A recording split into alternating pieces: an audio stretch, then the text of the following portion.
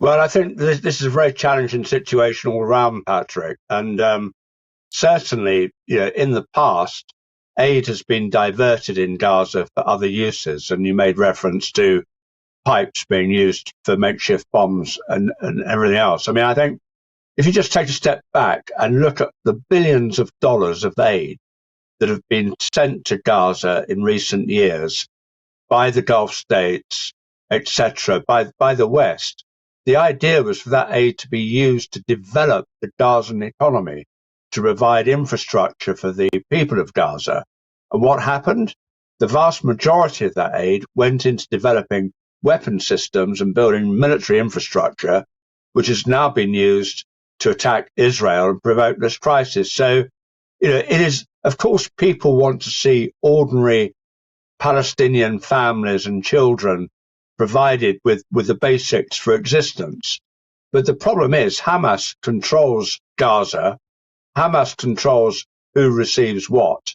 And whenever aid in the past has gone into Gaza, Hamas has used it for its own nefarious. But it goes deeper than that, Con, as well. It goes deeper than that, Con, as well. We are hearing at the moment about Hamas potentially gearing up to use civilians as human shields, because Israel is telling them to get out the Gaza Strip at the moment. Hamas telling them to stay where they are. So, you look at it like that and you think, well, who's contributing more to the loss of civilian life there? Is it artillery shells and Israeli bullets, or is it Hamas?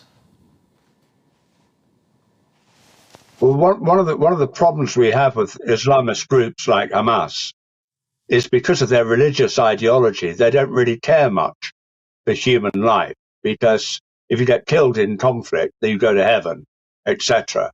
And so you have this very callous attitude. And of course, in propaganda terms, every Palestinian child or grandmother or whoever, any civilian that is killed in Gaza with this predicted Israeli offensive is a propaganda victory for Hamas. So that's how we see it.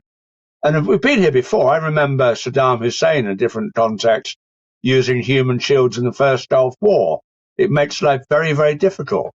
But it just shows you what we're up against, that we have this organization that's just committed the worst atrocity against the Jewish people since the Holocaust, and is now preparing to do the same against its own people. It's beyond belief.